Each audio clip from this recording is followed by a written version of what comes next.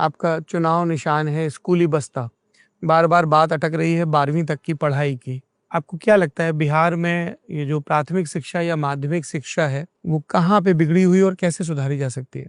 बिहार में स्कूली शिक्षा जो है ये बहुत अच्छी कभी नहीं थी। कम से कम मेरे होश में तो पिछले 30-40 सालों में तो मैंने बिहार की जो प्राइमरी स्कूल की व्यवस्था है, माध्यमिक शिक्षा व्यवस्था है, उसको बहुत अच्छा कभी नहीं देखा है। मैं खुद सरकारी स्कूल से बिहार में पढ़ा हूं। लेकिन नीतीश जी के आने से पहले 2005 तक बिहार में जिलों में, प्रखंडों में 1-2 विद्यालय ऐसे जरूर अच्छे थे जिसमें अगर जाकर आप नामांकन करा लें, जिसमें से 2, 4, 5, 10 विद्यार्थी पढ़कर अपना जीवन सुधार सकते थे। एक कॉलेज साइंस कॉलेज, एक कॉलेज पटना कॉलेज, एक लंगट सिंह कॉलेज, ऐसे कुछ कॉलेज पूरे बिहार में थे जहां से पढ़कर आप अपना जीवन सुधार सकते थे। नीतीश बाबू जब 2005 में आए, इन्होंने समता मूलक शिक्षा नीति के नाम पर यह व्यवस्था बनाई कि हर गांव, हर पंचायत में स्कूल खोलिए और बड़े पैमाने पर शिक्षा मित्र शिक्षकों की नियुक्ति की गई। इससे हुआ ये कि विद्यालयों के नाम पर हर जगह बिल्डिंग बना दिए गए और शिक्षकों के नाम पर लोगों की बहाली कर दी गई। शिक्षा बजट बढ़ते बढ़ते अभी 75,000 करोड़ हो गया, लेकिन पढ़ाई पूरी तरीके से चौपट हो गया। क्यों? क्योंकि जहां विद्यालय के भवन बने वहां शिक्षक नहीं है, जहां शिक्षक हैं वहां भवन नहीं है, जहां दोनों है वहां पढ़ाने की गुणवत्ता नहीं है, जहां तीनों है वहां विद्यार्थी नहीं है। कई लोग आपको बताएंगे बिहार में कि बिहार में स्कूली शिक्षा इसलिए खराब है कि यहाँ पर खिचड़ी बट रहा है स्कूल में। तो मेरा उनको सवाल होता है कि भाई खिचड़ी तो 8वीं क्लास तक बट रहा है, 8वीं क्लास से ऊपर के विद्यालयों में पढ़ाई क्यों नहीं हो रही है? कुछ लोग आपको ये भी बताते हैं कि शिक्षकों की गुणवत्ता बहुत खराब है, इसकी वजह से शिक्षा खराब हो गई। मेरा उनसे सवाल यह है कि अच्छा चलो मान लो कि शिक्षकों की गुणवत्ता खराब है स्कूल में, पटना साइंस कॉलेज और पटना कॉलेज में क्यों नहीं पढ़ाई हो रही है? वहां तो नियोजित शिक्षक नहीं है, वहां तो शिक्षा मित्र से लोग नहीं आए हैं। सच्चाई यह है कि पिछले 15-20 सालों में समाज और सरकार दोनों की प्राथमिकताओं में शिक्षा कहीं ना कहीं पीछे चला गया और जो पूरी शिक्षण संस्थाएं हैं ये सरकार के लिए सरकारी योजना के बांटने का केंद्र बन गया और समाज के लिए ये जो विद्यालय हैं ये सरकारी लाभ पाने का केंद्र है।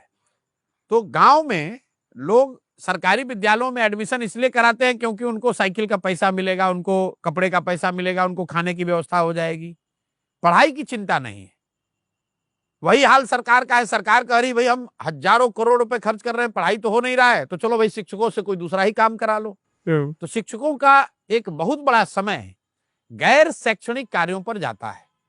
वो चाहे चुनाव से जुड़ा हुआ मुद्दा हो, स्वच्छता से जुड़ा हुआ मुद्दा हो, शराबबंदी का मुद्दा हो, हर मुद्दे पर कोई नहीं मिला तो शिक्षकों को लगा लो जी। तो ये पूरी व्यवस्था इसी से गड़बड़ हुई है। इसलिए जनसुराज ये कह रहा है कि जब हम लोग आएंगे तो ये हर गांव, हर पंचायत में विद्यालय बनाने के बजाय हम लोगों ने तय किया कि हर प्रखंड में अगले 10 साल में कम से कम 10 विश्व स्तरीय विद्यालय बनाए जाएं और अगले 5 साल में 5।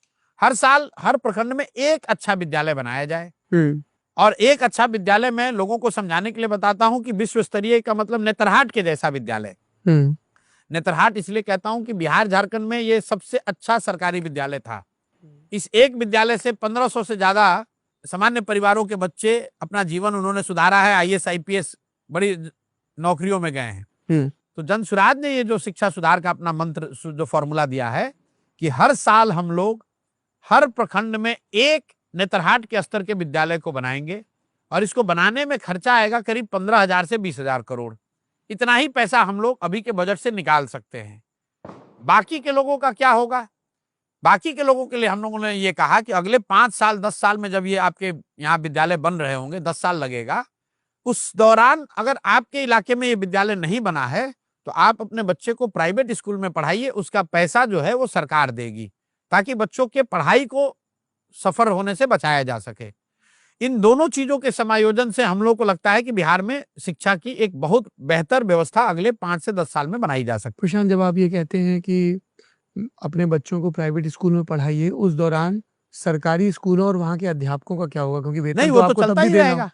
तो आप कोई बंद थोड़ी ना कर एक्सचेकर पे बोझ बढ़ गया ना, क्योंकि आप शिक्षकों को वेतन भी दे रहे हैं और उनको प्राइवेट में पढ़ने के लिए भी कह रहे हैं। ऐसा नहीं। पूरे दुनिया का रिसर्च है कि अगर पब्लिक और प्राइवेट दोनों सुविधा उपलब्ध हो, तो ज्यादातर लोग पब्लिक सुविधा में ही रहना चाहते हैं। मान लीजिए कि आपको यहाँ बता दिया जाए कि आपके बच्चे को पटना मेडिकल कॉलेज में मेडिकल की डिग्री मिल सकती है और रमैया में भी दिया जा सकता है। सरकार आपको बता दे कि आपके बच्चे को डॉक्टरी पढ़ाना है, मेडिकल पढ़ाना है, आप पटना मेडिकल कॉलेज में पढ़ाइएगा, फीस आपको भरनी पड़ेगी, और अगर रमैया में पढ़ाइएगा तो फीस सरकार भरेगी। मेरा दावा है 10 में 9 लोग कहेंगे कि नहीं भैया हमको पटना मेडिकल कॉलेज में एडमिशन करा दीजिए। अगर दिल्ली में आपके बच्चे को कह दे कि सेंट स्टीफेंस में पढ़िएगा कि एमएटी में पढ़िएगा, स्टीफेंस में पढ़िएगा तो खर्चा सरकार देगी, आपको अपने से देना पड़ेगा, एमएटी में पढ़िएगा तो पैसा सरकार भरेगी, आप क्या कहेंगे कि नहीं भैया हमको स्टीफेंस में एडमिशन चाहिए। ये दुनिया का रिसर्च है। तो जो हम लोगों ने बिहार में अध्ययन किया है कि अगर ये सुविधा एक्सटेंड कर दी जाए तो करीब करीब 1/3 बच्चे, 1/3 परिवार प्राइवेट स्कूलों में ऑप्ट करेंगे। और जो आपने कही बात पैसे की, तो भाई सरकारी विद्यालय में जो बच्चा पढ़ रहा है वो फ्री में थोड़ी ना पढ़ रहा है। पिछले वित्तीय वर्ष में बिहार सरकार ने प्रति विद्यार्थी, प्रति स्टूडेंट, फॉर एवरी स्टूडेंट 864 रुपया हर महीने खर्च किया है सरकारी विद्यालयों पर। तो और उन्हीं इलाकों में प्राइवेट में 400 से 600 रुपए की रेगुलेटेड फीस पर प्राइवेट में आप अपने बच्चे को पढ़ा सकते हैं। तो हम लोग ये जो व्यवस्था बनाना चाहते हैं, अगर बिहार में आप सभी को पढ़ाना चाहते हैं सरकारी विद्यालय में, तो 4 लाख शिक्षक नहीं चाहिए, 10 लाख शिक्षक चाहिए।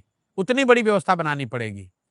तो हम लोग ये कह रहे हैं कि अभी की जो व्यवस्था है ये चलती रहे, इसमें से 1/3 जो बच्चे हैं वो प्राइवेट में ऑप्ट करें, और 1/3 बच्चों को मैं नई जो व्यवस्था अगले 5 साल में बनाने की कह रहा हूं उसमें शिफ्ट करेंगे, और धीरे धीरे इस व्यवस्था को और अपग्रेड करते जाएंगे, ताकि जो अभी की व्यवस्था है ये बिल्कुल एक तरीके से बंद ना हो, लेकिन 2 तरीके से। एक, जो नई व्यवस्था बन रही है, नए स्कूल अपग्रेड किए जा रहे हैं, वहां पर 1/3 लोग शिफ्ट हो और 1/3 प्राइवेट में शिफ्ट करें, और बाकी जो आधा बचेगा वो अभी की व्यवस्था में चलता रहेगा।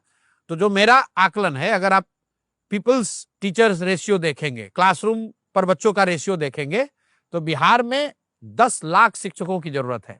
अभी 4-4.5 लाख शिक्षक हैं।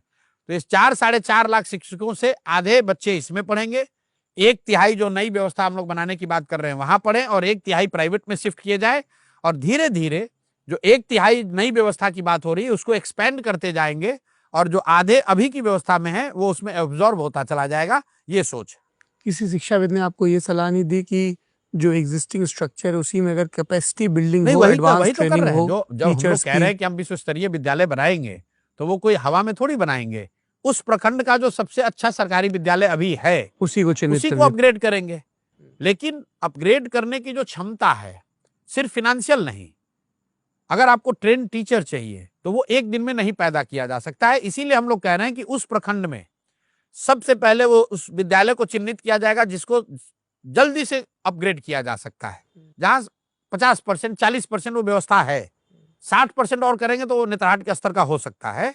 और उसी का बजट हम लोग जो बता रहे हैं कि 15 से 20 हजार करोड़ रुपए साल का लगेगा, अगर 550 से 600 विद्यालयों को अभी की स्थिति से अपग्रेड करके नेतरहाट के स्तर का किया जाए।